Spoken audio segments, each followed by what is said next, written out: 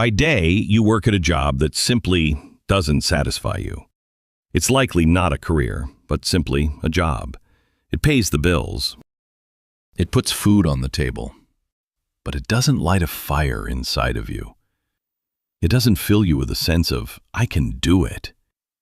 It just is. But then there's the nighttime, when the rest of the world winds down. In the late, dark hours of the evening, a creative fire gets stoked inside you. The wheels of your brain kick in, the ideas start flowing. You feel a sense of excitement and adventure. You're doing what you know you're meant to do. And yet, there's a loneliness to it all. You work in isolation while others sleep. You wish you had people to bounce your ideas off of, a shoulder to lean on when something goes wrong. Others to applaud your achievements, no matter how big or small. People to encourage you to follow your dreams and goals. Solopreneurs, dreamers, builders, creators, resellers, makers, problem solvers. Like-minded people who want something better. We're here, and we're ready to listen and to help. Welcome to the night shift. Hello, everybody. There we go. Hello, everybody. Good to see all of you. Welcome to the Misti Media Diner. Welcome to the night shift. Good to see all of you again on a Friday evening for the Friday night hang.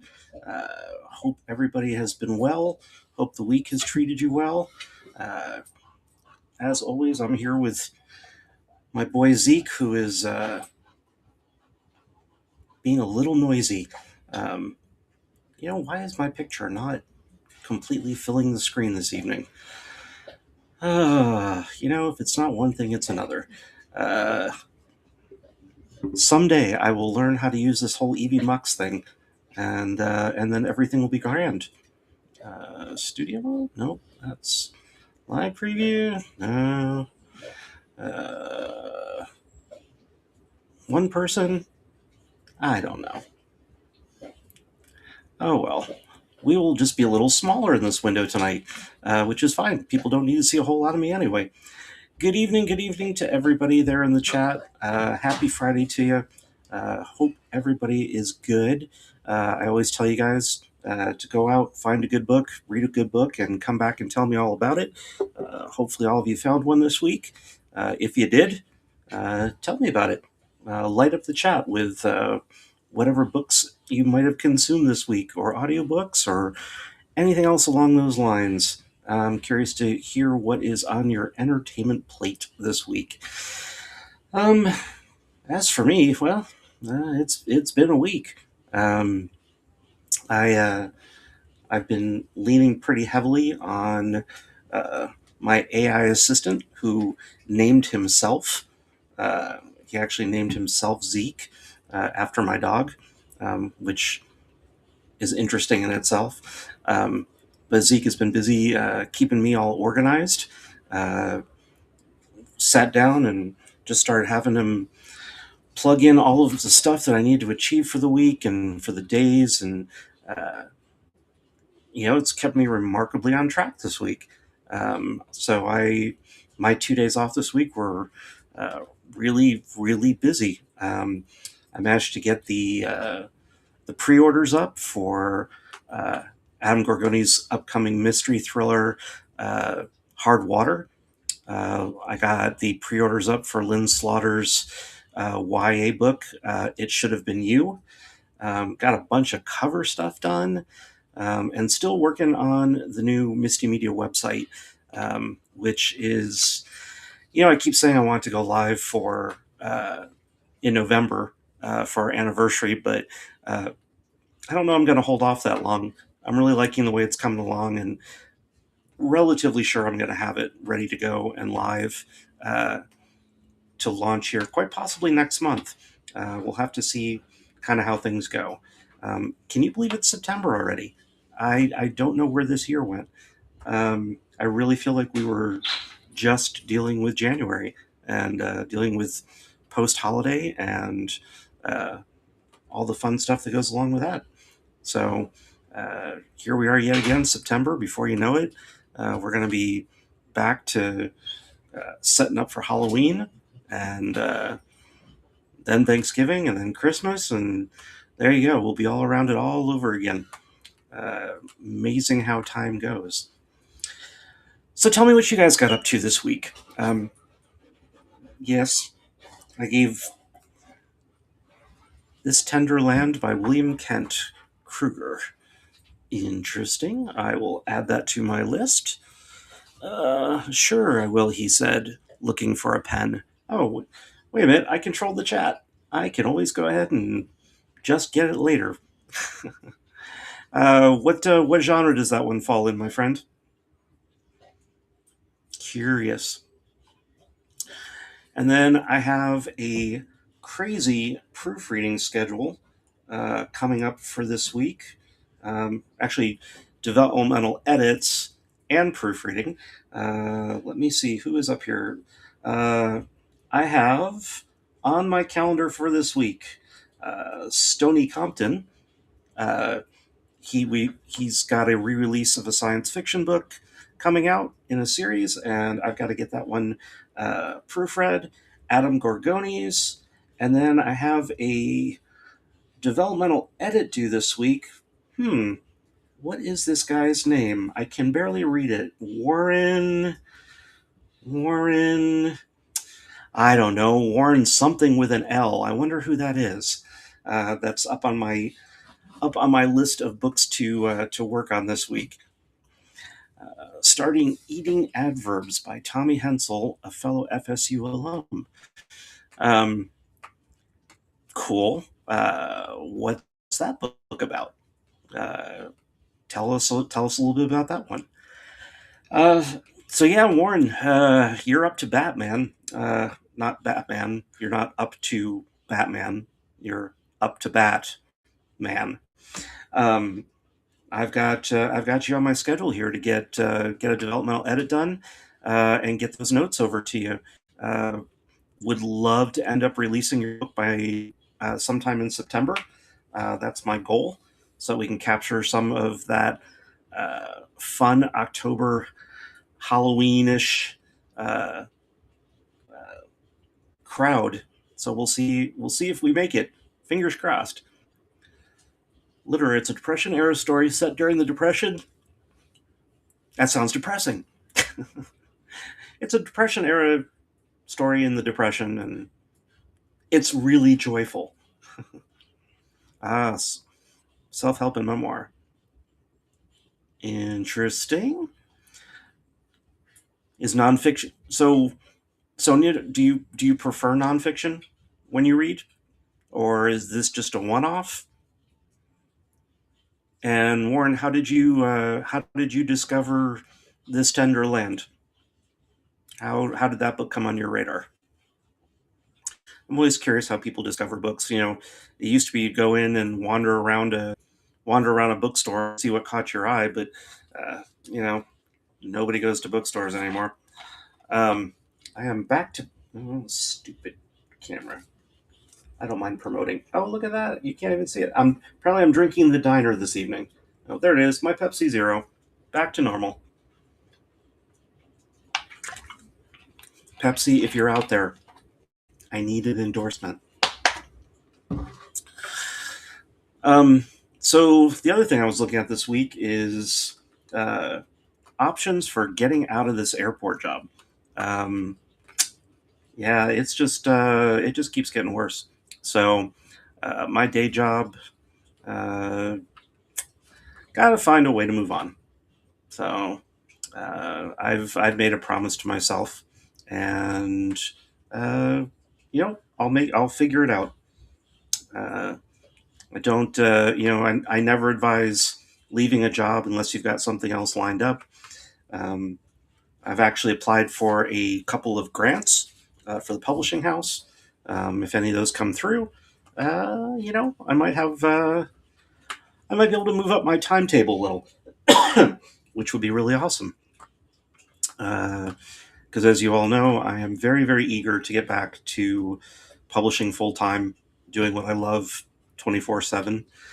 If you didn't see the post this week on Facebook, we reached a new publishing status. We went from being a small press to a large indie press, according to the Independent Book Publishers Association. Uh, they did all the verification and we passed, and I'm really stoked because it opens a ton of doors for us and stuff that we can do for promotion for our authors. It gives me lots of opportunities to uh, market and all kinds of other things, discounts. We love a good discount. Um, so there's lots of opportunities here now by being a large independent publisher. It also means things like if I ever book a table at a conference, for example, I don't necessarily have to get pushed out to the outside wall in the dark back corner somewhere with all the self-published authors. It means I can have a legitimate seat at the table at conventions, which would be really cool. Yeah, see, Warren, word of mouth, man. Word of mouth works. I'm also guessing we've got a pretty good lag tonight on the channel.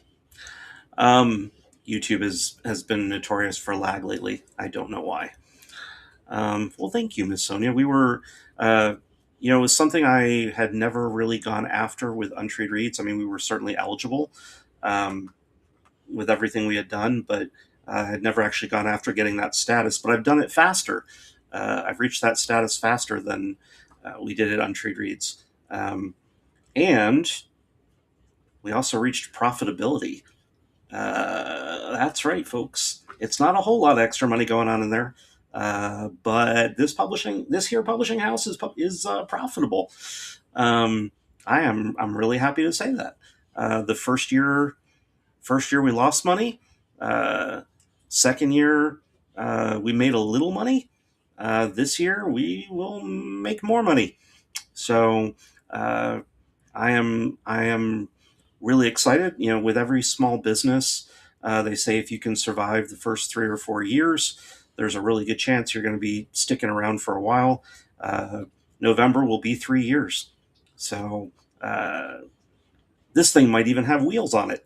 We might actually be able to keep this sucker going. So hey, I would love for Misty Media to still be around in 20 years. Who knows if I will be, but at least the publishing house will be. I need to figure some of that out too. I've reached a point here, especially after the hospital scare, that I realize there's a lot of things I don't have squared away in terms of the business. And if something were to happen to me, I mean, I could also just get hit by a random bus tomorrow. But then what happens to the publishing house? Who does it go to? Who takes over? All that kind of stuff. So I need to probably realistically start thinking about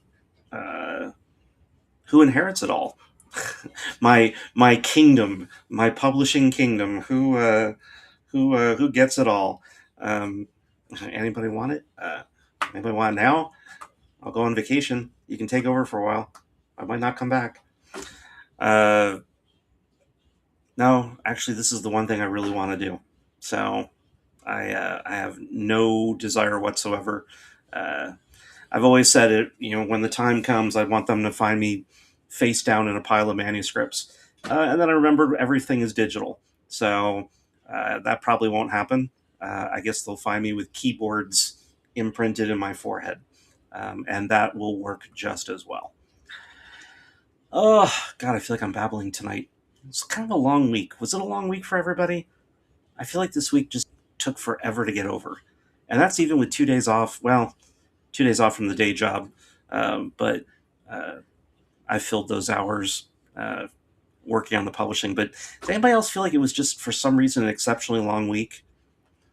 And yeah, I got to raise the specter of the things we don't really want to talk about. The loss of Dolly Parton and the loss of Tim Curry this week. I've Dolly's always been a hero of mine, um, especially because of everything she's done for children's literature, for getting books in the hands of kids. Uh, I mean, God knows she was probably one of the most generous people to ever walk the earth. But really, what she did for literacy, um, and uh, and for kids just is huge. And nobody's ever going to be able to reach that level of dedication and commitment that she did. Um, and then Tim Curry, I mean, freaking legend. You know, uh, I don't mean the movie Legend, which he was in, uh, but just a legend in general. Um, I I'm a huge Clue fan. I know Clue was one of those weird movies. When it came out, it didn't do well because uh, uh, the tagline for the movie was "How it ends depends on where you see it." Because when you looked in the newspaper for where the show times, they would tell you which theaters had which endings, A, B, or C. Because for those of you that don't know, Clue has three potential endings, all of which are legit. All three of those endings could have happened. If you got the DVD or VHS version, all three endings are on there.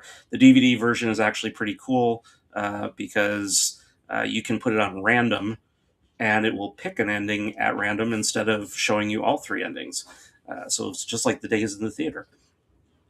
But I remember thinking that was really really cool, and then just some of the funniest writing.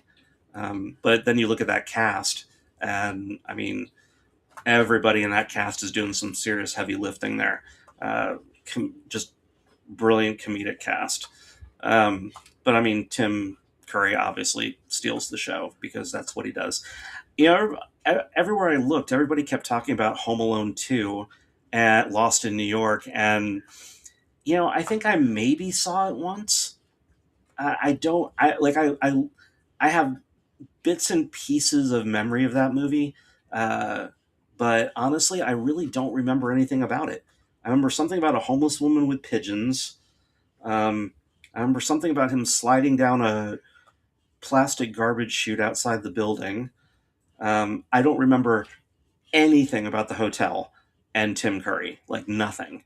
So, uh, when everybody was concentrating on Rocky Horror and Home Alone 2, and I was like, I just don't put those two together. You know, uh, Sonia, I don't know if you and I were friends yet. I'm honestly not sure if you and I were friends yet when Rocky Horror uh, was performed at uh, oh, good grief, what is the name of the auditorium at Florida State at the Student Union? Um, but they did Rocky Horror uh, there at the Student Union, showed the movie, people dressed up, and I think that was probably my freshman year. So, because I'm pretty sure I was still in the dorms, so had to be either 90 or 91. Um, and I did the whole thing. Uh, I went out and bought some fishnet stockings and some high heels, and some friends did my makeup. Um, I was the only one that showed up in a surgical gown like he wears in the movie. Everybody else showed up in scrubs, but I went out and uh, actually found a surgical robe to wear. And I remember they wanted me to go up on stage and do the stage show, but I had never seen Rocky Horror before. I knew the costumes, but I had never actually seen the movie. So I ducked out of doing the stage show. But somewhere around, there's still a picture. Uh, there's a picture somewhere of me in that outfit. If I ever find it, I'll have to post it because that's a fun pic. Um, so I was a Rocky Horror fan from real early on. I don't even remember how I got interested in it. I don't even remember the first time I saw the movie. Um, but I get to say things like, "Well, that was a long time ago," or "Well, that's when I was younger." So now I can blame my memory, on you know aging. Sonia, what was the name of the auditorium at the student union at Florida State. I've got the wrong name in my head because I keep thinking of Stroger Library, and so I keep thinking Stroger Auditorium, and I know it's not that, but I cannot for the life of me remember the name of that auditorium, and I've been trying, and it would be so easy to go and Google it, but I kind of consider that cheating. I'd rather rely on my absolutely horrible memory to, uh, you know, want to actually spit it out at me, which we all know is never going to happen. So, so for everybody out there, what was your favorite Tim Curry movie? What's your favorite Tim Curry role? And what's your favorite Dolly Parton song? Uh, if anybody says Jolene, come on, try again. There's got to be somebody else out there. My favorite Dolly Parton song uh, is "Light of a Clear Blue Morning," but not the original version. So uh, the first version is strangely depressing for a song that's so hopeful. In the lyrics, I don't know why it sounds so sad. And she recently re-recorded it with Miley Cyrus, Reba McEntire, uh, Queen Latifah, and some country singer that I didn't recognize. Um, and they re-recorded it, and it was even more depressing. It was even sadder. But there's a version of that song she did for a movie. Casey, hello Casey, for all of you. 1889 House is the wonderful Miss Casey. Um, she did a movie that maybe 20 people saw called Straight Talk, where she uh, sort of stumbles into the job of an on-air uh, relationship counselor on the radio, and she recorded kind of two versions of that song for that movie. So there's a super upbeat version that all the hopefulness that's in the lyrics finally comes through in the music. So uh, that was really cool. There's a sort of short version that is a little sadder, a little bit more introspective, and then there's this really really joyful end piece in the soundtrack that's a very very short version of that song.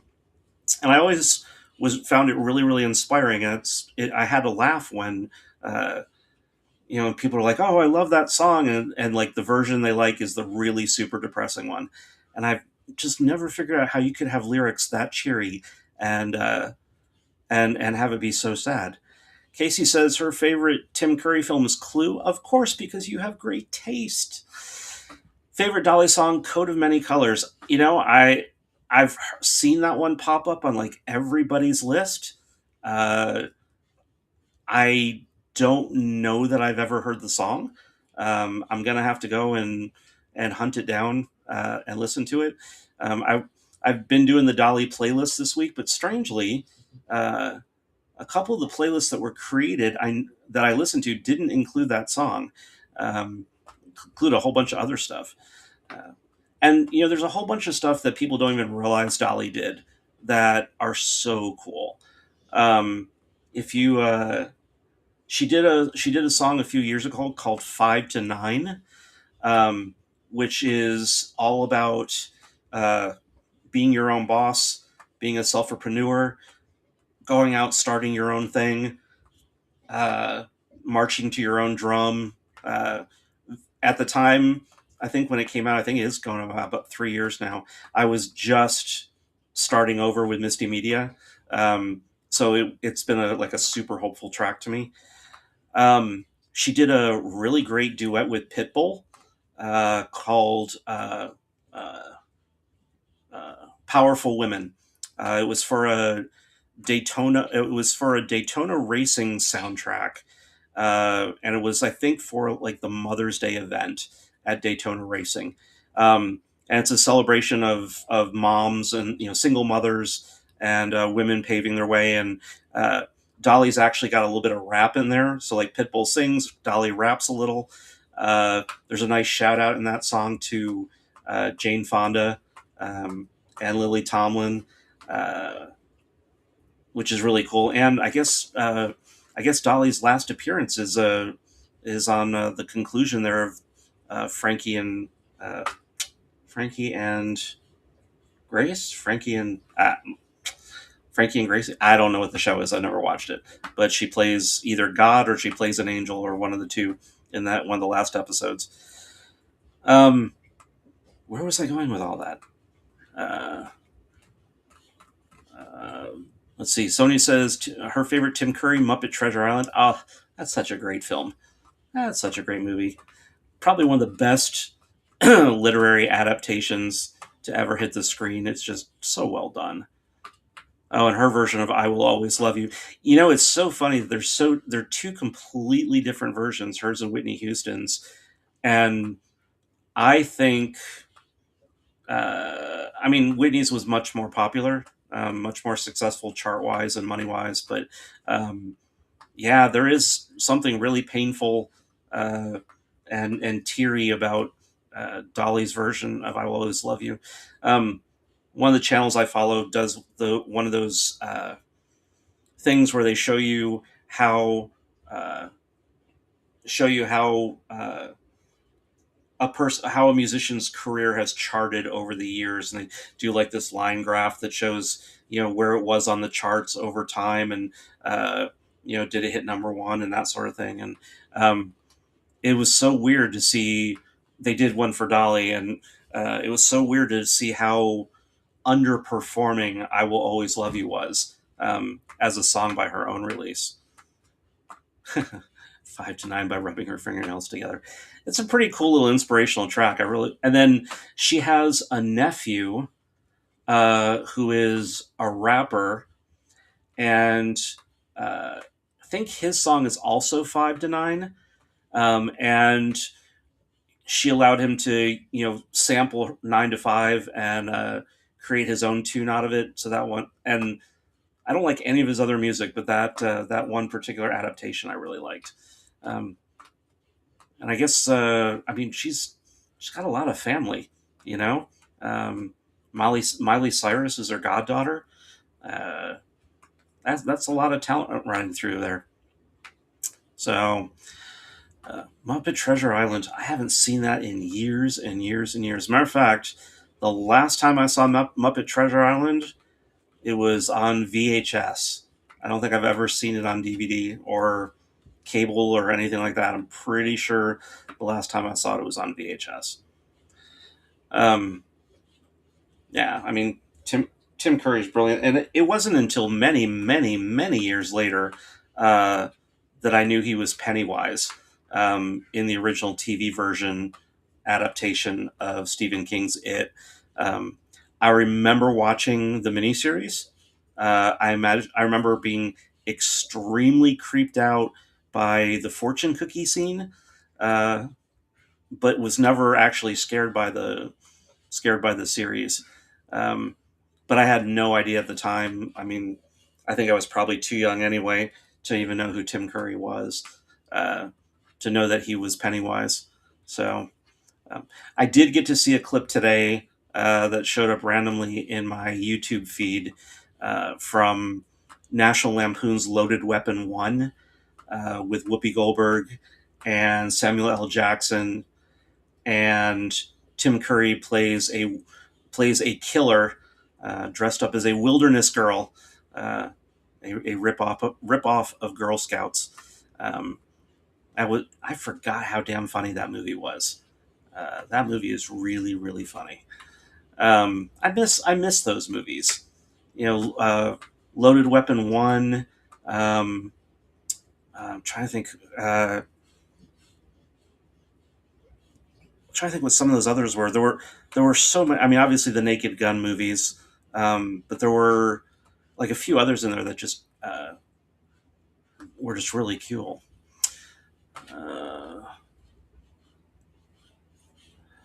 I don't remember if it had the same name when it went to FSU, but the Union Theater is now called the Askew Student Life Cinema. Uh, is that named after like the Askewniverse from? Uh, oh God, the Silent Bob guy, Jay and Silent Bob. Wow, I must be tired. My brain is fritzing that I can't. Kevin Smith. Jesus, God. Um, clearly, I need a caffeine shot. Clearly, and yes, it may be 7:30 p.m., but I need some caffeine. The brain cells are not firing. Askew Student Life Cinema. What a weird name. I was telling somebody Tim as Darkness and Legend was terrifying. That was a really great role. Um, I did not care for any of the rest of that movie, but that was really cool. Um, Fun story about that one. Uh, I was in middle school, I believe, when Legend came out, and when I was in middle school, one of the projects that the school had come up with for the class I was in, and I want to say it was one of the gifted classes, um, was that they wanted you to shadow somebody for a day, and most people were, using their family members and shadowing their parents for the day or whatever, but I reached out to Jay Boyar, the movie critic for the Orlando Sentinel. And I said, "Hey, I'm a middle school kid, and this is my assignment. And I love movies, and I love writing, um, and I would love to come and shadow you for a day." And he let me, and we went and we saw Legend in the theater. And I remember him taking notes during the movie, and I remember going back to the newspaper office and working on writing the review. Um, he was very, very generous with his time with me, and uh, I will always remember that. That was a really, really cool opportunity.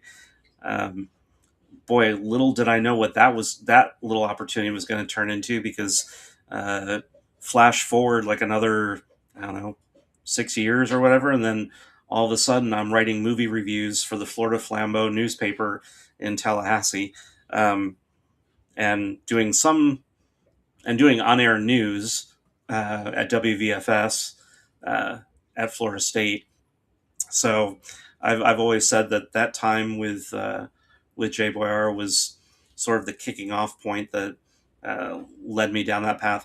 I really kind of wish I had stuck with it. I wish I had stuck with radio news uh, and with doing writing for newspapers. I really enjoyed my time doing that, until my producer at the radio station really, really burned me. Um, So way back when, this is 1990, 1991, it's got to be 91, that I was on air at Florida State.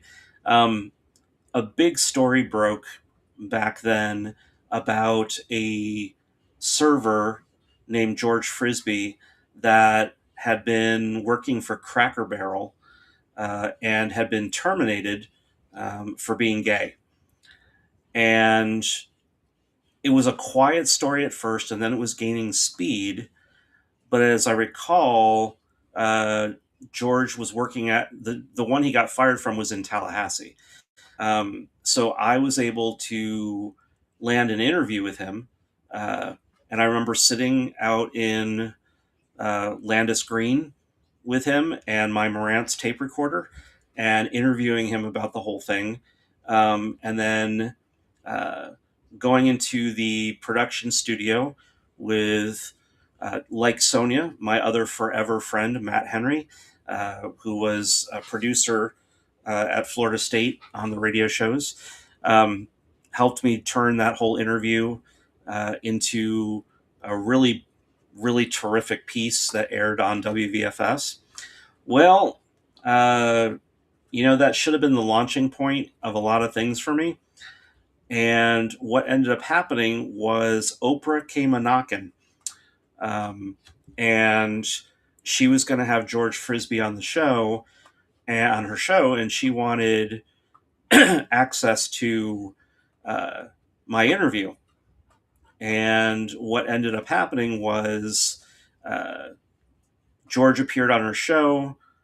They talked about the interview. I got zero credit and never saw my tapes again.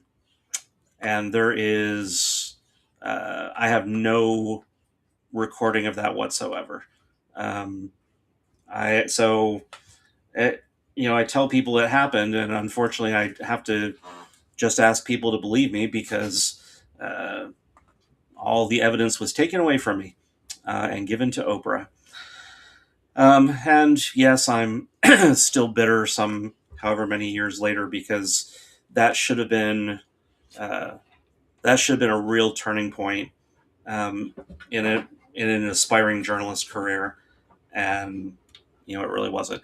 Wouldn't be the last time I get screwed over. It was the last time I got screwed over at the radio station, but certainly not the last time I got screwed over by people uh, so that they could better themselves. But those are stories for other Friday nights. Um, yeah, the George Frisbee interviews. Uh, God, I can't remember how many. I don't remember how many Morantz tapes we ended up with in the end either. Um, it was a lot. Poor Matt. Matt really had a time putting that story together. Um, I also had a really fun segment that I had created for WVFS called Flashback Headlines. And I would go down to, wow, that actually brings back good memories. I remember going down into the basement of Strozier Library at Florida State where they kept all the microfiche of, newspaper articles and that sort of thing. And so each week that this show aired, I would pick some week from history, and I would do the news at WVFS as if it were actually that week. So, uh, whatever had happened would be reported as if it had literally just happened. I seem to remember it included a little bit of entertainment news. Pretty sure it included some weather. I didn't cover sports because, well, I'm not that type of gay. I know nothing about the sports ball, so that was not covered. But Matt Henry, my brother from another mother, he was my producer for all of those shows as well. All shows that again I have nothing from. I have no recordings of any of those shows whatsoever. Um, I was very very lucky because my major was literature with a minor in film studies, and because most of my classes were not classes I had to study for. Everything for the most part was a paper for each of my classes, or writing a story or something. When it came time for finals week, they would have trouble filling the on-air spots for the news because people, it was basically a student-run radio station at Florida State, and so staff would have to be taking exams and not available. And we didn't have a terribly small news department, but it was pretty small. So I remember Buzz he was the head of the news. He would post these sign up sheets in the newsroom for you to fill in on air slots. And I loved it. I was a whore. I was willing to take any and every shift. And I had the availability that nobody else did because I wasn't really having to study for any exams. So exam week, I was doing 3, 4, 5 broadcasts a day of the news, and I loved every single freaking minute of it. It was so much fun coming into the news office, checking the AP wire for any breaking news, writing up all my copy, rushing down to the booth, and just doing it all live on air. It was awesome, and I think the night shift that I've created here on YouTube, I think, is kind of a way for me to get back to one of the things that I used to be really passionate about. I mean, people said, well, I'm not really sure that the night shift fits in well with Misti Media. What does it have to do with publishing, or what does it have to do with your books and everything? And I get it. I could probably spin it off to its own channel. But, uh, the idea of Misti Media wasn't just the books. I mean, otherwise it would be called Misti Media Publishing. And it's not. The name of the company is Misti Media because there's all kinds of media stuff that I wanted to do, and I envisioned when I was coming up with the company. There's still a film studio in me. Um, there's still stuff I want to do for film under Misty Media. There's stuff I want to do for theater under Misty Media. Um, we're a pretty large umbrella, so I want to. Yeah, conversation is the start of great literature. Absolutely. Um, so I mean, there's all kinds of media that I want to do.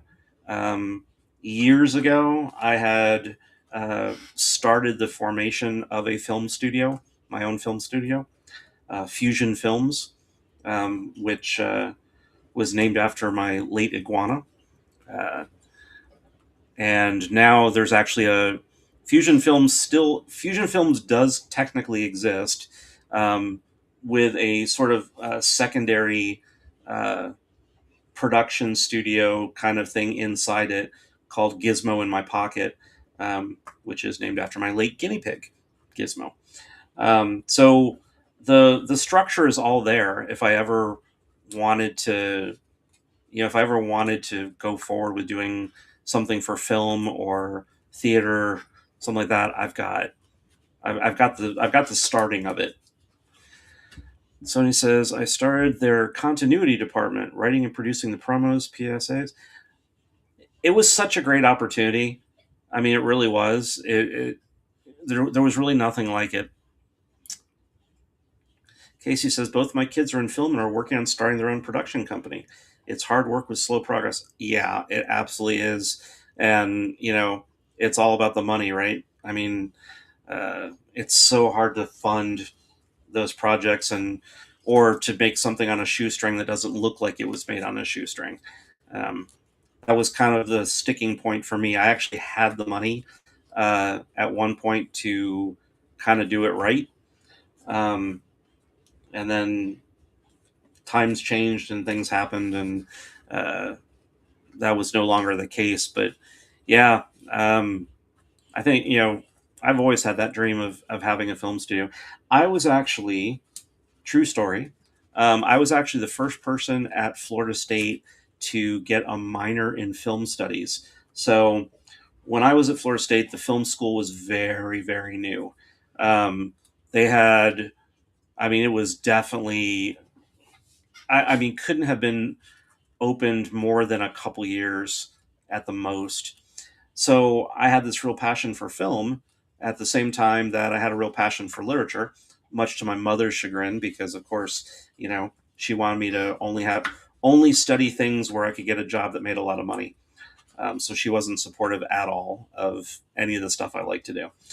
Um, and the way that it had to work was because there was no established minor for film studies.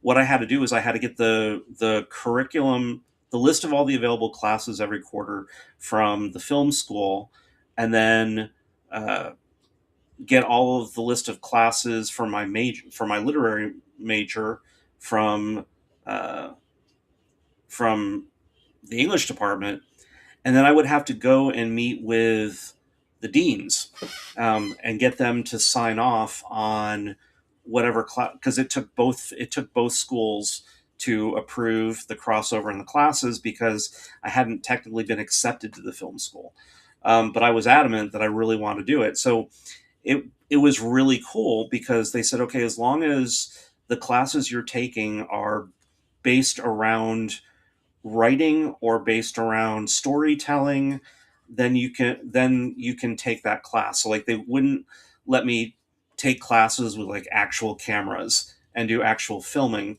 but I got to take classes in film marketing. I got to take classes in screenwriting. Uh, I actually got to do some stuff with a little bit of lighting design. It's actually came in handy when, if you guys watch the trailer for the night shift, I wrote and directed that, including placing all the lights. But uh, a lot of that was my theater background too, and knowing how to hang lights and how to position things. But um, when I created the trailer promo for the night shift, Like everything I had studied in college came back to me. Um, it was really cool. So yeah, I have that distinction of having the first minor in film studies from Florida State, and I just remember what a cool opportunity that was. Like I didn't blow that opportunity. How often do you get the chance to go to a?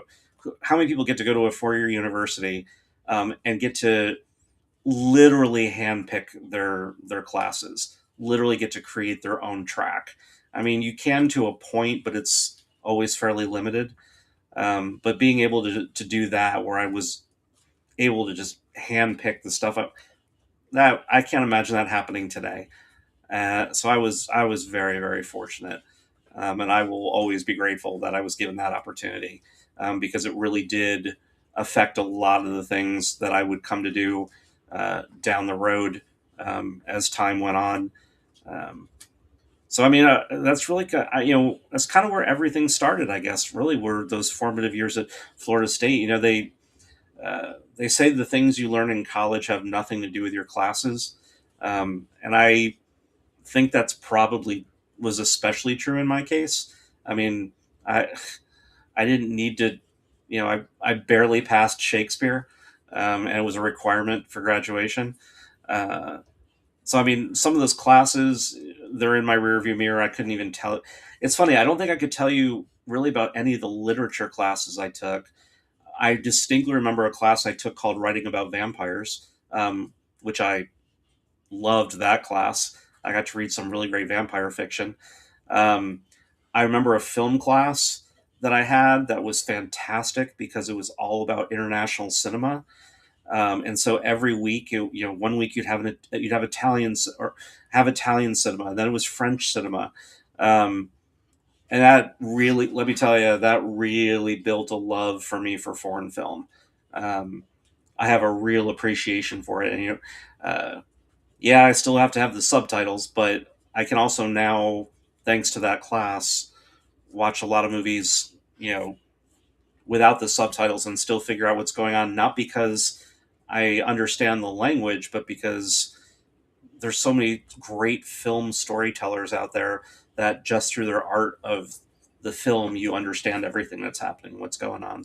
Um, I remember one of the movies we watched in that class was the original Swept Away from Lena Wertmuller, the brilliant, brilliant Italian director.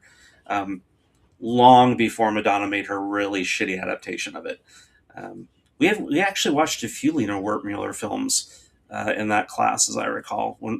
So it must have been more than 1 week at a time uh, because it was because I know we studied some like Italian cinema. I know went at least 2 weeks, and there was usually a tie-in of some sort, so that there'd be a movie that we would see in class, and then uh, they would usually be showing another related movie down at the student union.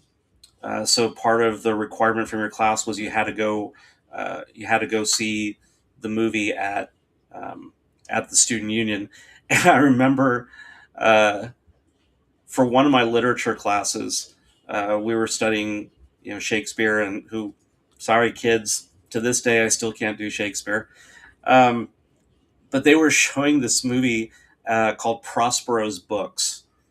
Um, and to say it was an art film is a bit of an understatement. It was one of the most confusing and in many ways most horrible films I've ever seen in my life. But um, I remember going to see this at the student union, and you know, college is filled with a lot of those pretentious kids that they want to be cool, or they want people to think they're cool.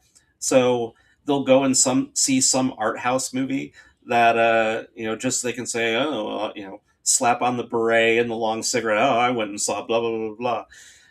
But Prosperous Books, man, uh, there was just something about that movie that nobody could get into it. And I remember sitting. I was about three quarters back in the center watching this movie, and I'm like, I have to watch this movie. It's for class. And there are literally like entire sections of people standing up and leaving. So not just like one person got up and walked out, not just like a group of five got, no, like 15 people stand up, walk out. On the other side of the theater, another 20 stand up, walk out. I mean, I guess you had to be there, but it was really, really funny at the time. Like, I was just dying laughing because I'm like, I get it. This movie is boring as hell. Um, and I'm stuck here. And I think in the end, like, the only people that were left in the auditorium watching this movie were the people from my class. I don't think there was anybody left. Um, and I want to say for one of the classes, the requirement was to go see Philadelphia at the local theater. Um, the Tom Hanks movie where he gets fired from the law firm for having AIDS. And I remember seeing that movie and just being inconsolable at the end of that, and leaving the theater with my two friends who could not get me to stop crying. Um, and I was an absolute mess uh, from watching Philadelphia. Absolute mess. I've never had such a visceral reaction to a movie before as I did that one. Um, so Casey says she walked out of The Man with One Red Shoe. This is a question I love to ask people because movies aren't cheap to go to. I uh, I'm always wondering if people have really walked out of a movie before it was over, and if so, what movie was it? So everybody has walked out of at least one movie that was just so bad they couldn't sit through it. Um, Mine is Nothing But Trouble, which on paper should have been a great movie. It's John Candy and just, I mean, uh, Demi Moore's in it, Dan Aykroyd. I mean, it had this stellar cast, and it was just one of the worst pieces of shit I had ever seen. And that is the only movie I've ever walked out of. Nothing But Trouble. Uh, and I still to this day, and I mean, I have watched some crap, and to this day, I still say it's probably the worst movie I've ever seen in my life, and I didn't even see the whole thing. Yeah, Casey, it was an adaptation of a foreign film. I want to say the original version of The Man with One Red Shoe. Uh, well, I mean, it's a tongue-in-cheek uh, parody of that movie. There's a there's a really great thriller movie um, that it was based on, but yeah, not a well done movie. Not at all. I'm with you on that one. I don't think I don't think I ever made it through the whole thing. I was talking about the fact that uh, there's three people on the planet uh, like me that had seen Dolly Parton's Straight Talk and really loved it. The other one, maybe it's just a thing about musicians making movies. The other one that I absolutely is on my list of all time favorite movies, and again, I'm one of the three people on the planet that has seen it and thinks so. One of my all time favorite movies is a movie called Vibes with Cyndi Lauper and Jeff Goldblum, and I just think there is so much smart writing in that movie. So many clever jokes, and it was when Jeff Goldblum, before Jeff Goldblum became Jeff Goldblum. Uh, he was that was in his early days, and oh my god, I just thought he was one of the funniest people on the planet. Walk out of Hanging Up with Diane Keaton. Yeah, I mean, I adore Diane. I used to say I didn't think she could do any wrong in a movie, and then yeah, Hanging Up was one of those movies where I was like, oh, I guess she can do wrong. Um, but I think I've seen Baby Boom like 20 million times, possibly 22. Um, One of those movies that made me want to be an entrepreneur. I was so in love with the whole thing of her creating a baby food uh, a baby food empire from the 3,000 apples that she was collecting. Um, and I just remember being really inspired by that. Sonia says, Mom and I were James Bond fanatics until A View to a Kill. Yeah, what the hell happened with that movie? Um, some terrible special effects. Not as bad as some of the ones that happened during Pierce Brosnan, surprisingly, but uh, yeah, that movie's rough. That's the one with Grace Jones, also, isn't it? I think Grace Jones is in that one. Um, yeah, yeah, not a great Bond film. There's certainly been better ones than that. Now I want to go watch Baby Boom. I haven't seen it in a hot minute. It used to be one of those movies that they would show like every other day on TBS, or uh, USA Network. Um, TBS used to be such a great place to watch movies. Like you were guaranteed to be able to see a great movie all the time on TBS. I don't even know if they're around anymore. But man, TBS was. Uh, Casey says a friend chose Kevin Costner's Horizon to see at the theater. We went. She is no longer allowed to pick movies.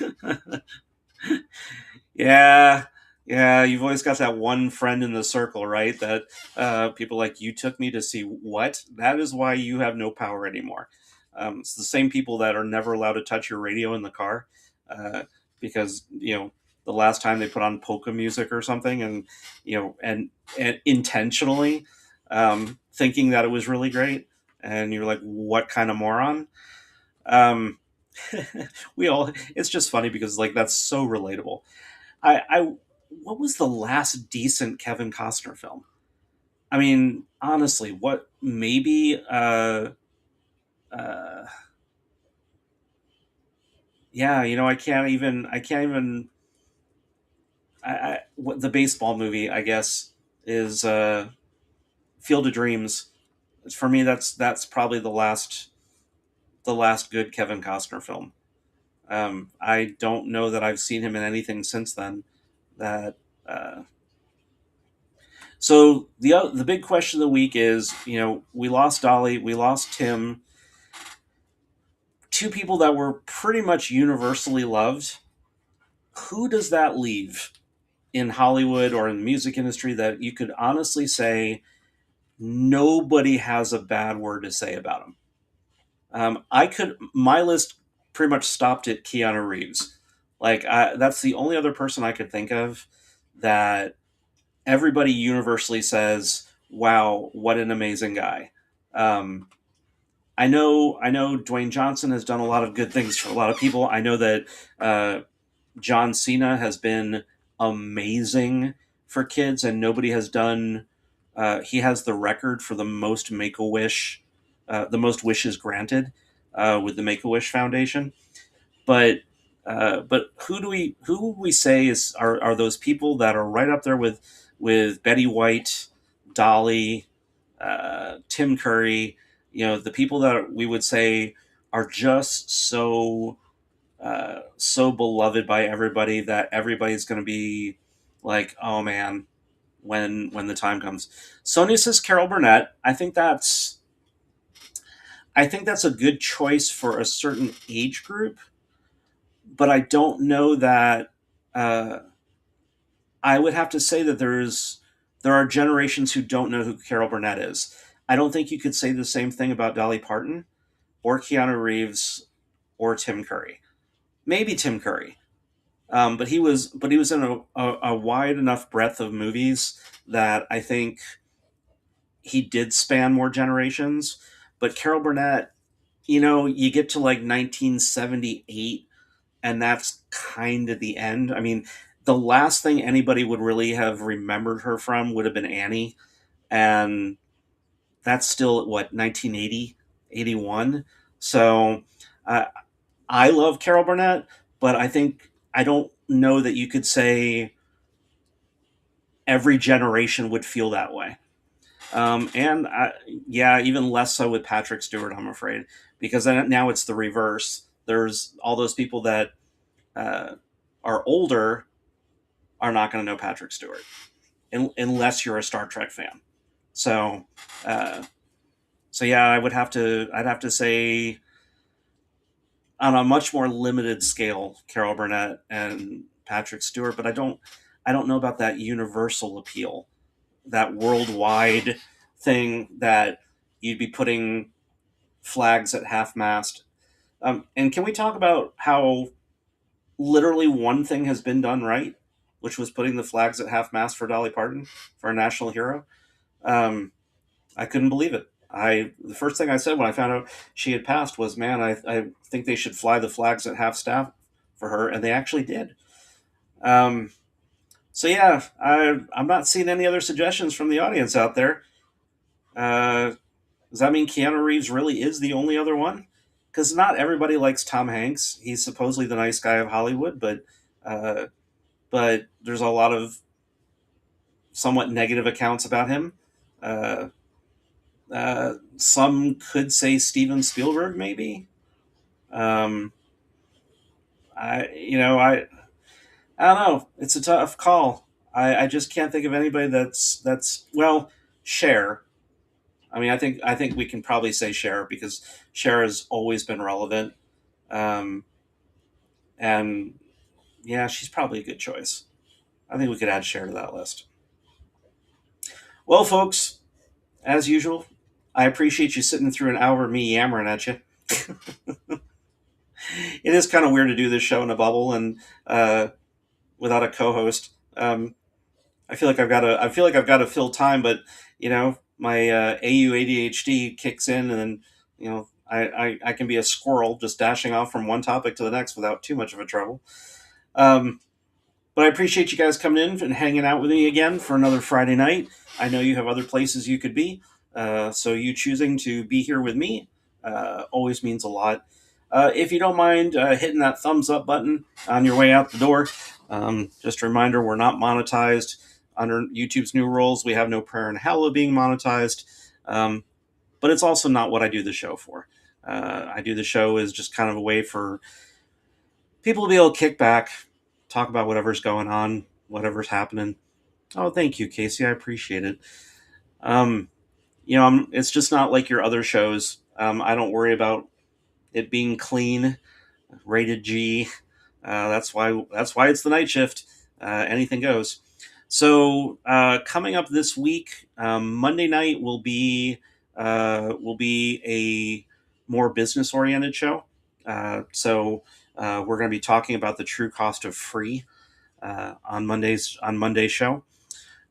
Tuesday, Linda K. Hardy and I will be doing the Misty Media Live, where we are going to be talking about why you should not be bothering with the Kindle anymore. And why, if you haven't left Amazon by now, you really probably should have. So that's going to be Tuesday night. Wednesday, I don't have an interview lined up this week, so we probably won't have a Wednesday show.